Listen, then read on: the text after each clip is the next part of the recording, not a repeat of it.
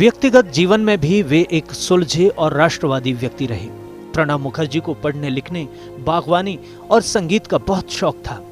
उन्होंने अपने अनुभव के आधार पर कई किताबें लिखी।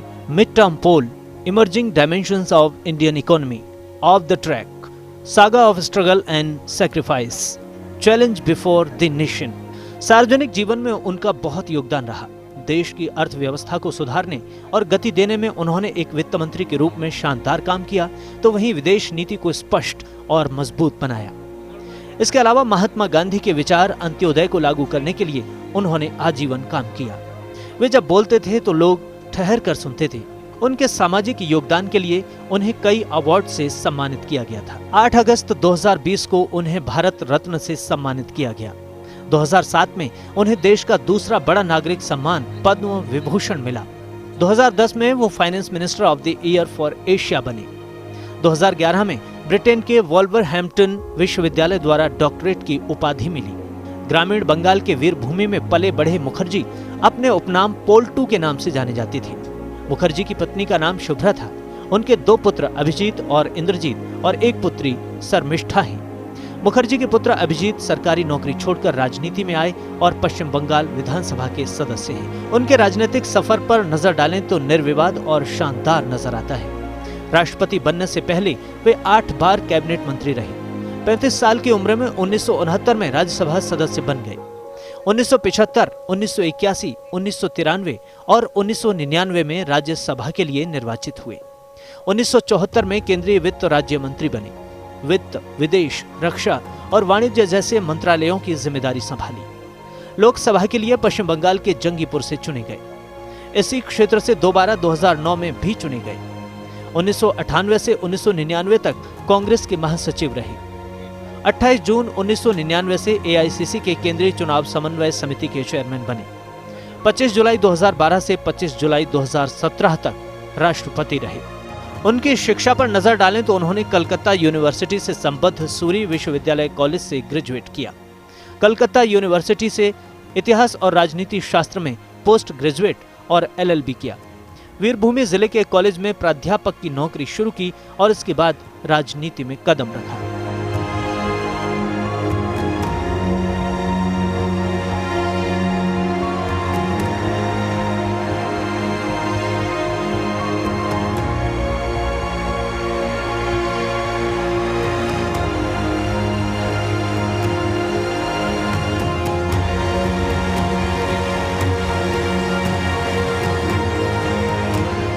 प्रणब मुखर्जी का विवाह 22 साल की उम्र में 13 जुलाई 1957 को शुभ्रा मुखर्जी से हुआ, जो बांग्लादेश के नाराइल की थी। इनके 2 बेटे अभिजीत मुखर्जी और इंद्रजीत मुखर्जी। प्रणब दा का नाम एक ऐसे व्यक्तित्व के रूप में जाना जाता रहेगा जो स्पष्टवादिता के प्रतीक रहे। Bureau report, first news.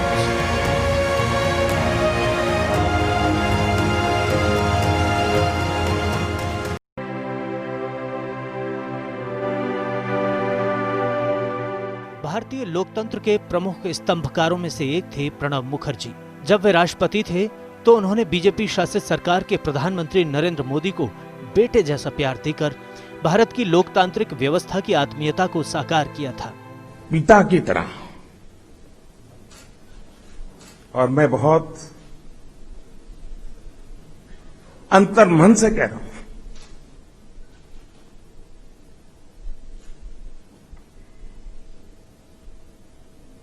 कोई पिता अपने संतान की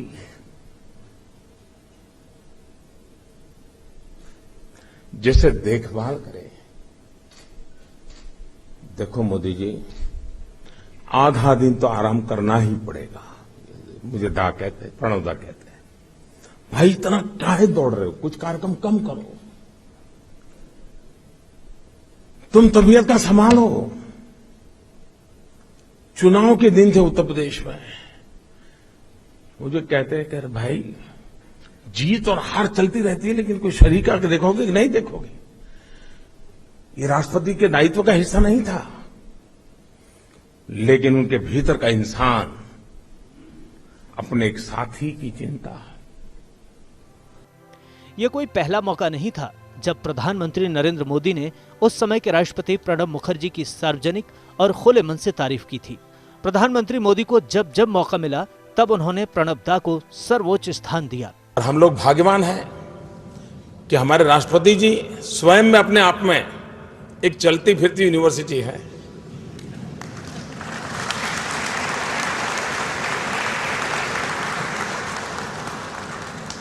कोई मुझे पूछे कि प्रधानमंत्री बनने का आपका सबसे बड़ा फायदा क्या है, तो मैं कहूंगा सबसे बड़ा मेरा फायदा है राष्ट्रपति जी के निकट जाने का। जब मैं मिलता हूं ज्ञान का भंडार होता है, मैं सच बताता हूं जी, इतनी चीजें बारीकी से बताते हो, उसके साथ उनका एक्सपीरियंस होता है। आप लोगों के सीधा सीधा उनका मार्गदर्शन है, आपको उनके मार्गदर्शन में आप लोगों को काम करना है। मैं नहीं मानता हूं कि अब कोई हमें रोक सकता है। प्रधानमंत्री नरेंद्र मोदी और पूर्व राष्ट्रपति प्रणब मुखर्जी के बीच ये प्यार दो तरफा था।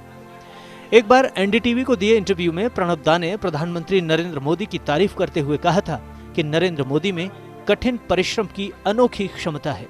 Capacity to work very hard with a strong determination to achieve his objectives.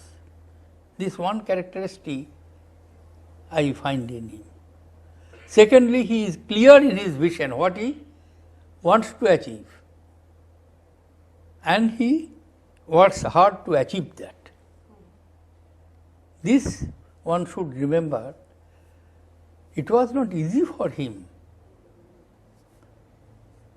Coming straight from the state, not even serving the parliament even for as member. Pranab दा ने यह सम्मान कमाया था अपनी असाधारण प्रतिभा और कठिन परिश्रम के दम पर। प्रणब मुखर्जी भारतीय राजनीति के उन चुनिंदा नेताओं में शुमार रहे जिन्होंने राजनीति अपनी शर्तों पर की। प्रणब मुखर्जी वो नाम है जिनके लिए दलगत राजनीति देश के बाद आती थी। उन्होंने अपनी बेबाकी के लिए पहचान बनाई।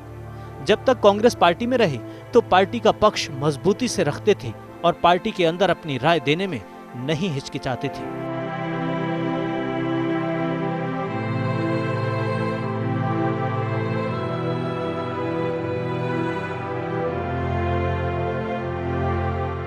भारत रत्न पूर्व राष्ट्रपति और भारत की राजनीति में एक अलग मुकाम बनाने वाले प्रणब दा के जीवन पर नजर डालें तो लगता है कि राजनीतिक चातुर्य उनके डीएनए में था। 11 दिसंबर 1935 में बंगाल के वीरभूमि जिले के मिर्ती गांव में उनका जन्म हुआ। पिता कामदा किंकर मुखर्जी स्वतंत्रता संग्राम सेनानी थे। पिता 1952 से 1964 तक बंगाल विधानसभा के सदस्य भी रहे। माताजी का नाम था राजलक्ष्मी मुखर्जी। घर के राजनीतिक माहौल ने उनकी दिशा राजनीति की ओर मोड़ दी।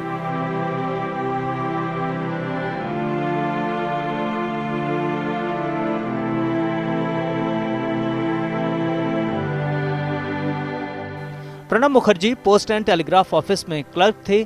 1963 में विद्यानगर कॉलेज में वे राजनीति शास्त्र के प्रोफेसर बन गए और साथ ही देशर डाक में पत्रकार के रूप में काम करने लगे। प्रणब मुखर्जी ने राजनीतिक सफर की शुरुआत 1969 में की। वे कांग्रेस के टिकट पर राज्यसभा के सदस्य बने। 4 बार वे इस पद के लिए चयनित हुए। वे थोड़े ही समय में इंदिरा गांधी के चहेते बन गए थे। सन 1973 में इंदिरा गांधी के कार्यकाल के दौरान वे औद्योगिक विकास मंत्रालय में उप मंत्री बने।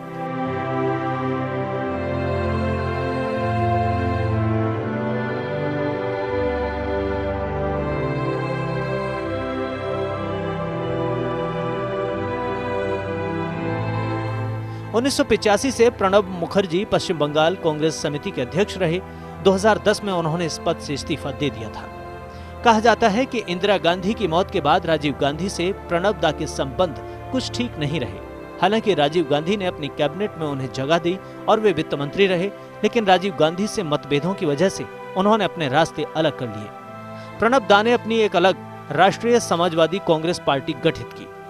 थोड़े समय के बाद 1989 में राजीव गांधी के साथ सुलह हो गई और वे दोबारा कांग्रेस से जुड़ गए।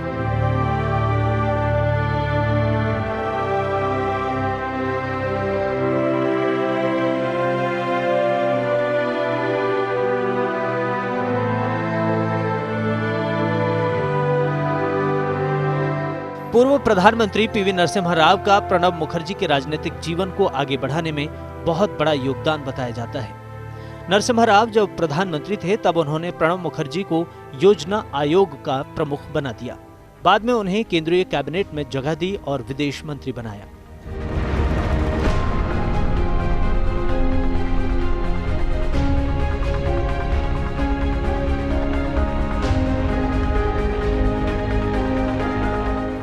कांग्रेस के लिए प्रणब दा जरूरत थी।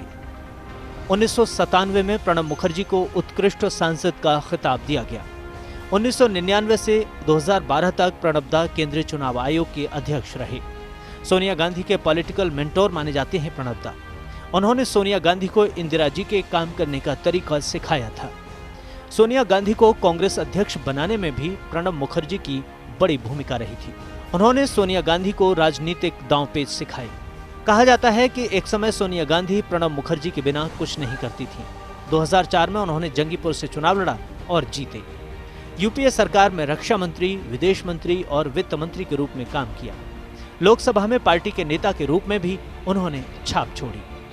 प्रणब मुखर्जी को कांग्रेस पार्टी का संकट मोचक भी कहा जाता था। बताया जाता है कि उन्होंने कई बार कांग्रेस की डूबती नैया को पार लगाया। –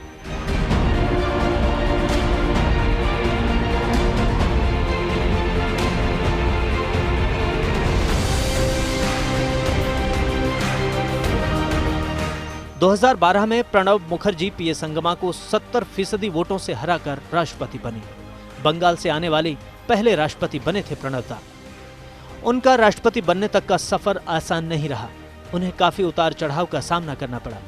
प्रणब दा ने अपने जीवन के 4 दशक भारतीय राजनीति को दिए हैं। उन्होंने संयम, धैर्य से अपने राजनीतिक जीवन को एक दिशा दी और इस मुकाम तक पहुंचे। Bureau report, first India news.